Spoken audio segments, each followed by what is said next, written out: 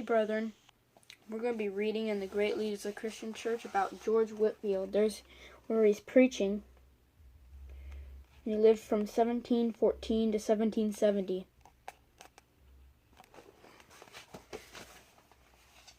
I've listened to at least 2 of his sermons before. But here's the Bell Inn in Gloucester. It's his birthplace. And here's his school in Gloucester, England.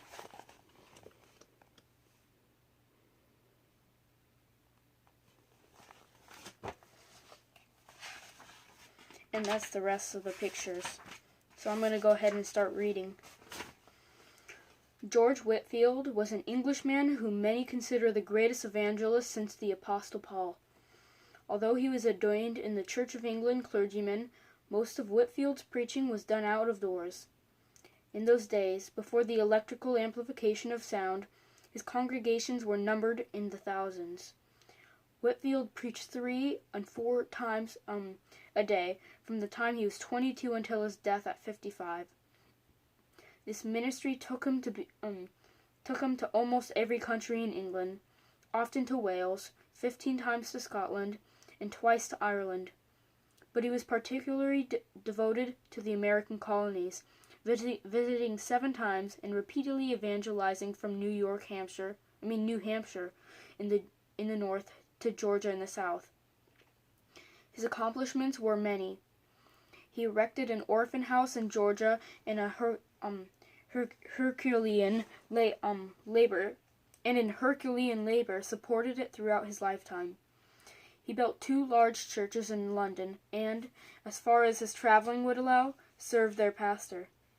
He was the first leader of the evangelical revival that transformed Britain and was the chief figure of the Great Awakening in America. He preached so as to be understood by the poor and unlearned, but he also ministered to audiences composed of the aristocracy of England and was gladly heard by many great ones in America. Whitefield's essential message to mankind was, "Ye must be born again."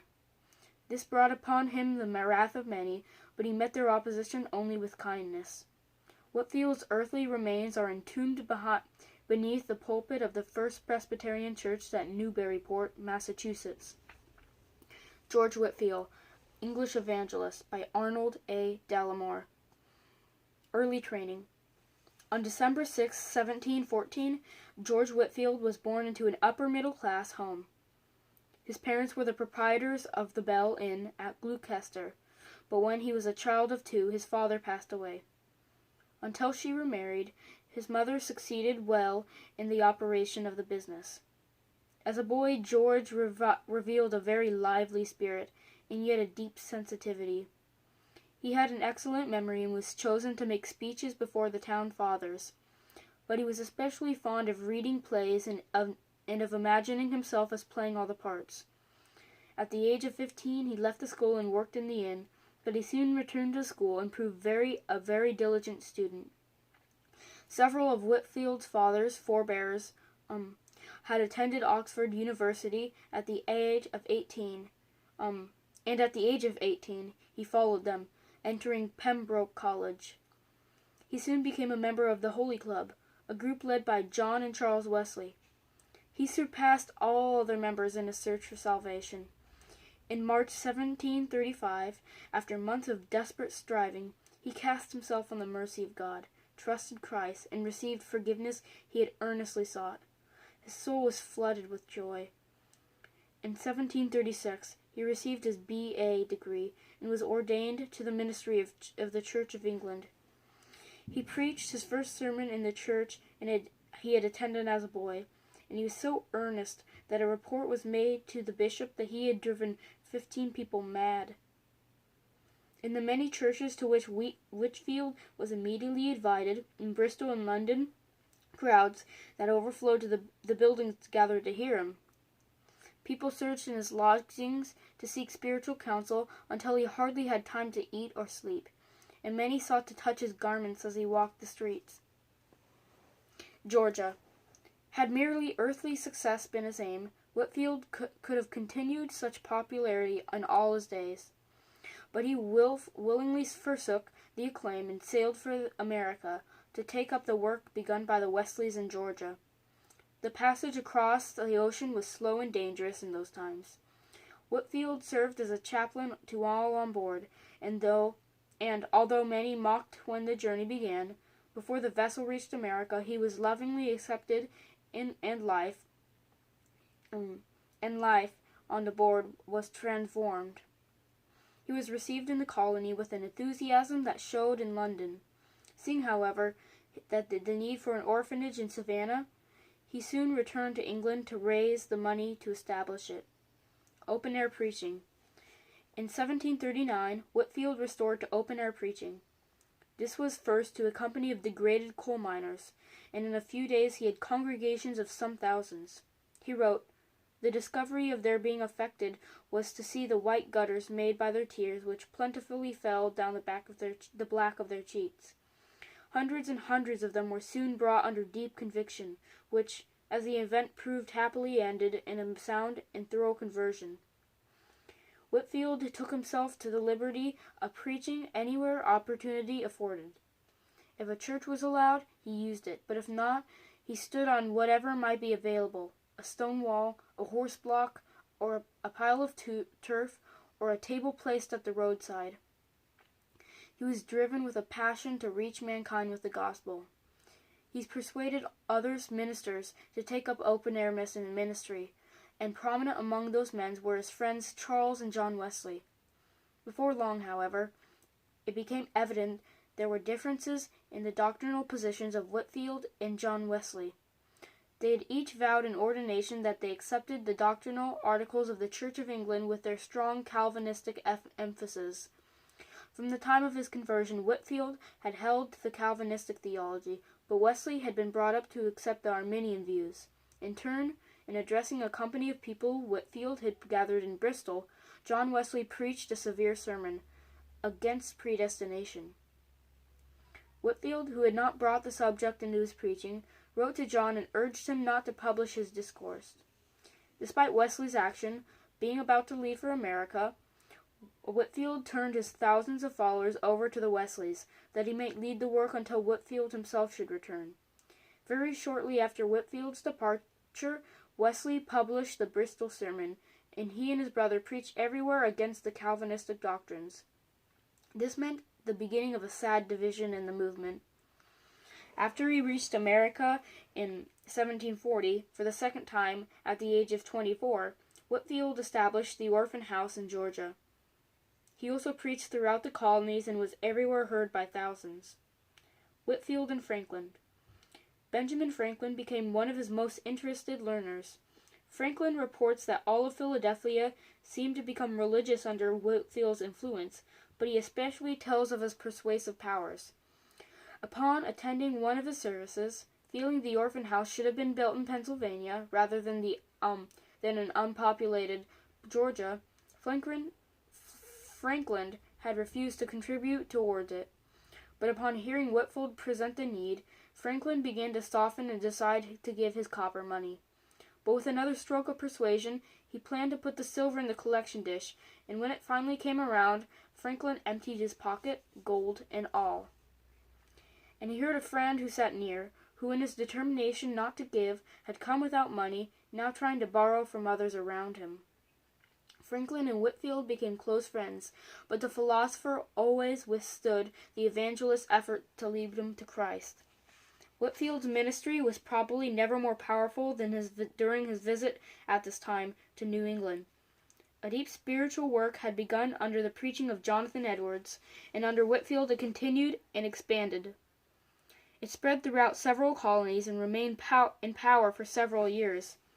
It revived the work of God in America, richly establishing the nation's spiritual heritage, and has been termed by historians the Great Awakening. Upon returning to England in March 1741, Whitefield was confronted by several difficulties.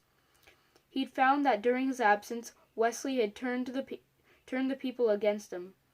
He began to preach in his favorite locations in London, Kennington Commons and Moorfields, and soon won back a congregation. Friends also built a large wooden shed, he called it a tabernacle, for him at Moorfields, and it was filled regularly beyond capacity. It became his headquarters until replaced by a fine brick structure some years later. In the doctrinal controversy, he stood firmly for what he believed. He never regarded the Wesleys as his bosom friends, and in the later years they remarked on the kindness he showed them during this episode. Scotland and Wales. During 1741, Whitefield also made his first visit to Scotland. Here, where Calvinism was the theology of the land, he was received with joy. Such doctrines, however, had become little more than theories to many people, but under his ministry they were brought to life and began to be preached by many a pastor with new power and fervor. Upon leaving Scotland, he went to Wales. There he married a widow, 11 years his senior. Their life together was not unhappy, as some have supposed, but he spoke many times of the enjoyment and help she was to him. Indeed, Mrs. Whitefield accompanied him on his second trip to Scotland. The remarkable feature of this visit were the 2 tremendous communion services at Cambuslang. One of them with 20,000 persons present, and the power of the Spirit manifest on the multitude of the hearers. Whitefield now remained in Britain for 3.5 years, and during that time a movement grew around him. Men and women in large numbers were converted wherever he went, and although most members were members of the Church of England, they also continued to meet as local spiritual fellowship. Men arose in their midst to lead those companies, and several proved capable and godly preachers. Whitefield had been known since his first coming before the public as a Methodist, and as these several groups came into being, they too were termed Methodist, and throughout his lifetime Whitefield was known as the, quote, leader and founder of Methodism. Calvinistic Methodism. Under other leaders, a similar work was being done in Wales. In 1743, Whitefield met with those men at their request, and the conference resulted in the organization of the Calvinistic Methodist Association. Whitefield largely planned the form of structure on which this body was built, and when, 18 months later, Wesley organized his work, he largely adopted the plan Whitefield had used.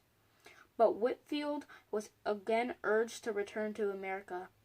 Fanaticism had entered the work into New England, and he was being blamed for it. He was a very sick man when he reached shore, and as he began to preach, he was thought to be dying. But he forced himself on, and although he ministered with the greatest of zeal, he also conducted himself in a manner that set the example of common sense to the several exhorters who had proved extremist. He remained in the New World for more than 3 years on this trip, and then spent 2.5 years preaching in Bermuda on the way home.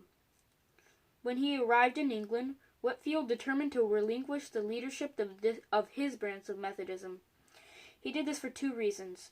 First, he could see he would need to devote almost half of his time to America, and second, he knew that to continue in the prime position would mean to face constant opposition from Wesley. To the followers who urged him to remain in the foremost position and enjoy the prominence which was rightfully his, he replied, quote, "Let the name of Whitefield perish, but Christ be glorified, and let me be the servant of all." End quote. This important fact of history has never been fully recognized, and it deserves to be known and emphasized. The servant of all. At this time, 1748, Whitefield became and remained throughout the rest of the years of his life, as he said, the servant of all. He assisted any thoroughly evangelical cause without the least regard to denomination. The evangelical movement in the Church of England was richly revived and expanded under his influence. He assisted Presbyterians, Congregationalists, and Baptists, and he frequently preached in the assistance of Wesley's cause. He ministered regularly to a number of proud and wealthy aristocrats as they gathered to hear him in Lady Huntingdon's drawing room. He built a fine new brick tabernacle to replace the old wooden structure in the Moorfields, and also erected a large new chapel in Tottenham Court Road, London. Each year, whenever he was not in America, He made a visit to Scotland, and twice he went to Ireland, largely assisting John Wesley's work there. The fact that he was no longer building his own organizations based on the Calvinistic beliefs, and especially that he was helping Wesley, was not liked by many of his followers. In the feeling against Wesley, one of them once asked Whitefield if they would see Wesley in heaven. To this he replied, "No, he'll be so near the throne, and we will be so far from it that we won't even be able to see him." Whitefield's achievement. Whitefield lived at a tremendous pace. He arose at 4 a.m, spent an hour with God and his word, and preached at 5. Hundreds gathered at that early hour to hear him, and John Newton stated, quote, "I have seen Moorfields as full of lanterns at these times as I suppose the Theatre District is full of flambeaux on an opera night." He often preached twice again during the day, besides his traveling, his letter writing, and his being interviewed by spiritual seekers. He generally closed the day by preaching to any who were in the house, wherever he might be, and endeavored to be in bed by 10 o'clock. But having begun this style of life at the age of 22, by the time he was 45 he was worn out. Nonetheless, Whitefield drove himself on, and made more trips to Scotland and 2 more to America. For the larger part of 1 year he was too sick to preach with anything like the usual frequency. Although he went to Holland to recuperate, he preached there through an interpreter. As Sir James Stephen says, he undoubtedly preached more than 30,000 times. Whitefield's sermons. The sermons that are published as his provide a very poor representation of George Whitefield's ministry. He published 1 sermon each week when he was 23, and these are far better than people suppose. But during the last years of his life, 17 sermons were taken in shorthand by a man standing in the crowd, and because there was immediate sale for anything professing to be by Whitefield, that man published them. Upon seeing the first, Whitefield declared it a totally false representation of what he had said. Yet those sermons went forth and served for a century, as the chief product by which he was remembered. Likewise, the pictures of Whitefield are in the main regrettable. The best is a profile medallion produced by Wedgwood. It manifests something of the strength that characterized him. Most of the ministers in America that at that time kept slaves and entirely condoned the custom. Sad to say, Whitefield endorsed the practice and kept slave for the support of his orphanage. That was his worst and almost only fault, for he was a truly holy man. More than almost any other man, he was constantly conscious of living under the eye of God, and sought to live as to be unashamed in the great day when he would stand before him. And as Whitefield had begun, he so continued. He held tenaciously to the fundamentals of the faith, the inerrancy of Scripture, the lost condition of fallen man, the atonement made by Christ, and salvation to all who believe on him. He labored only with true evangelicals, and opposed all who denied the faith. In this work, he maintained an unswerving course, and Sir James Stephen summed up his life and his character by saying, "If ever philanthropy burned in the human heart, embracing the whole family of a man in the spirit of universal charity, it was in the heart of George Whitefield. He had no preferences but in favor of the ignorant, but the miserable and the poor. In their cause he shrank from no privation, and declined neither insult nor hostility. To such wrongs he opposed the weapons of an all-enduring meekness and a love which would not be repulsed. The springs of his benevolence were inexhaustible, and could not choose but flow. Whitefield's ministry had a lasting effect in each of the lands in which he labored. With regard to America, it must be stated that Methodism in the colonies, in its beginnings, was built from hundreds of persons who had been converted under his preaching. The Presbyterian Church made striking growth, particularly in the central colonies, under his influence. At the time of his first arrival in America, the Baptist work was small and lacking in zeal, but moved by his example, a number of men began to labor with a grand new fervor, especially in the South. Indeed, each of these denominations is deeply indebted to him, and America has since been very different from what it would have been if there had been no George Whitefield. So, it's my first time reading about him, but I do very much delight in hearing about God's grace, which is very clearly manifest in this man's life, and it's great. And I have listened to some of the sermons. I can't remember what they're on, but they're really great. And you can find them at Christian Praise and Worship through songs, sermons, and audiobooks. But God bless. In Jesus' name, amen.